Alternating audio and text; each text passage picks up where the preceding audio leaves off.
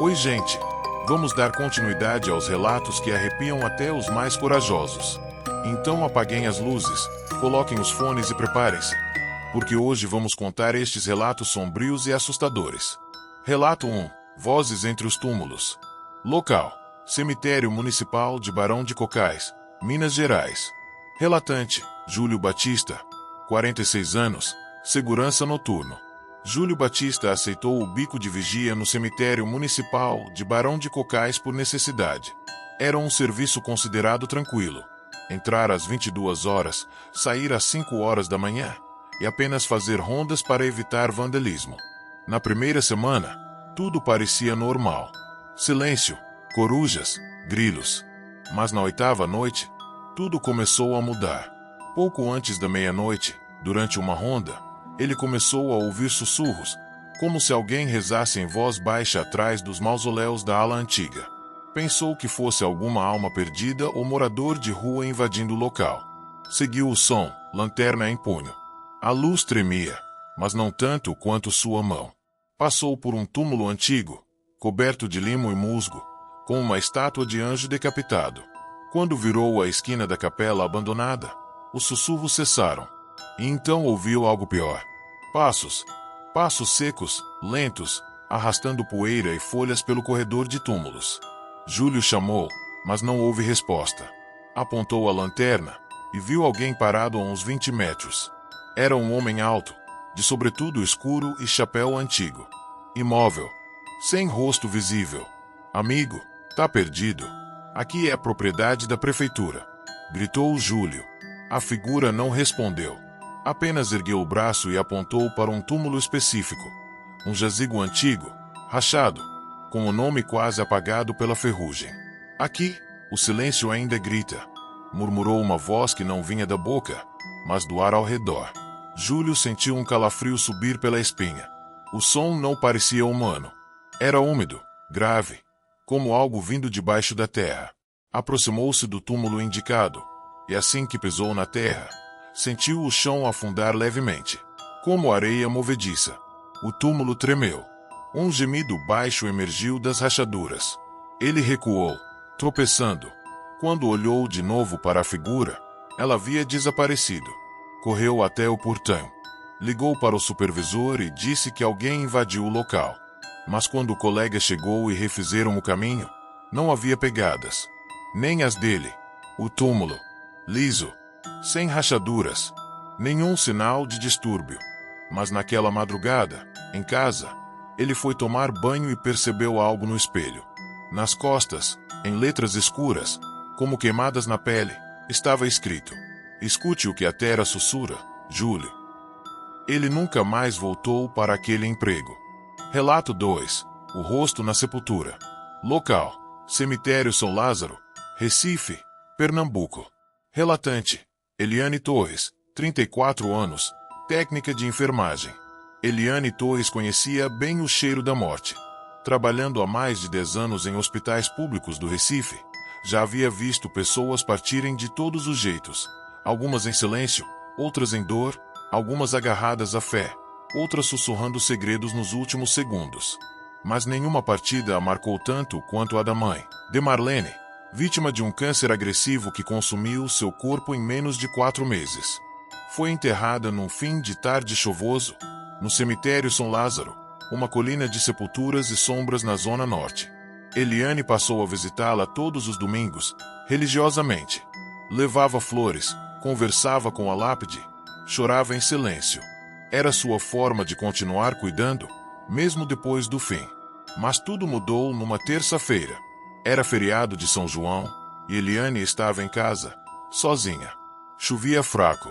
Ela preparava café quando sentiu uma pressão súbita no peito, uma dor que não era física, mas emocional, como se algo a estivesse puxando para fora de si.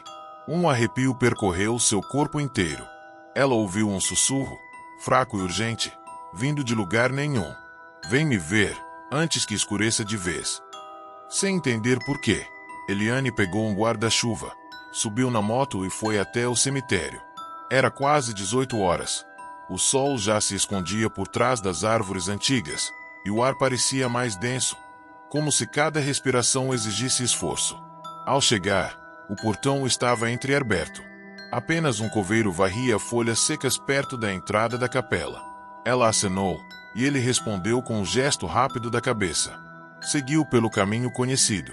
O som dos próprios passos sobre o cascalho ecoava como estalos em câmara fechada. Passou pelas covas dos suicidas, pelas alas dos indigentes e chegou ao túmulo da mãe. Mas algo estava diferente. Ao lado do jazigo, na grama recém-cortada, havia uma cova pequena, rasa, ainda úmida, como se alguém a tivesse cavado recentemente e às pressas. A terra escura formava um contorno ovalado, irregular, e dentro dela, algo a paralisou. Havia um rosto, meio coberto pela terra, mas visível. Um rosto que ela conhecia muito bem. O da mãe, mas não como no caixão, serena. A pele do rosto estava repuxada, os olhos arregalados e opacos, cheios de uma dor antiga. A boca, costurada com linha escura, grossa, como de sapateiro. Cada ponto parecia atravessar carne viva. Eliane gritou. O coveiro correu.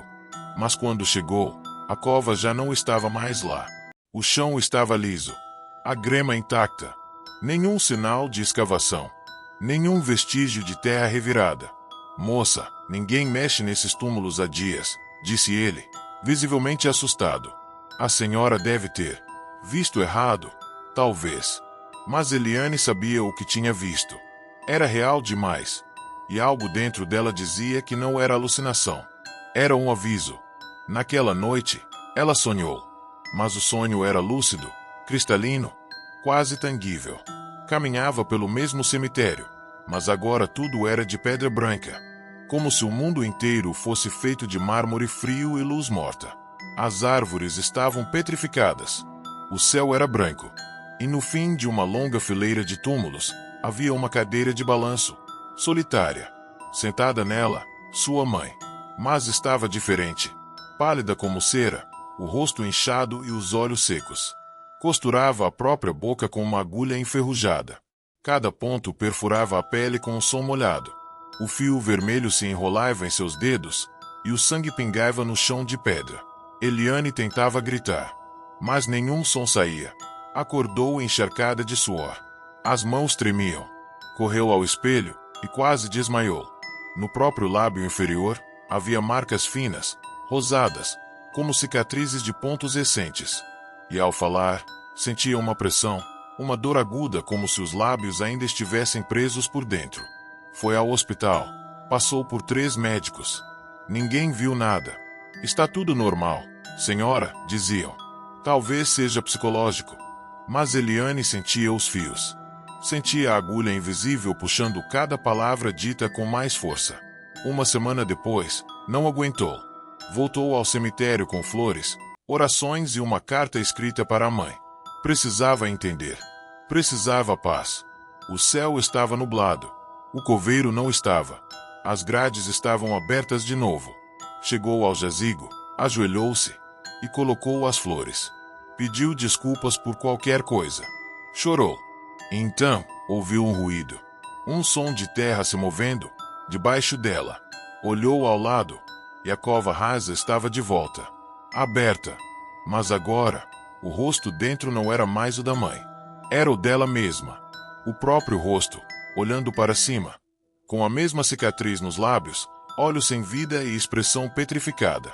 O ar ficou pesado. A atmosfera pareceu parar. Então uma voz, vinda de dentro da terra, rouca e grave, sussurrou. Você está enterrada onde seu medo mora. Eliane gritou e correu. Mas os túmulos pareciam se mover. O caminho de saída já não era o mesmo. A noite caiu num piscar de olhos, e as luzes do cemitério falhavam como lâmpadas velhas. Finalmente encontrou o portão e saiu cambaleando. Ninguém mais a viu entrar naquele cemitério desde então. Hoje, Eliane evita espelhos. Diz que seu reflexo não a obedece. Está sempre sorrindo com a boca fechada, sempre com os olhos parados. E se fala demais sobre aquele dia, sente fisgadas fortes nos lábios, como se algo, do outro lado do espelho, estivesse costurando suas palavras, ponto por ponto. E esses foram os relatos de hoje. Deixem seu like e se inscreva para fortalecer nosso canal.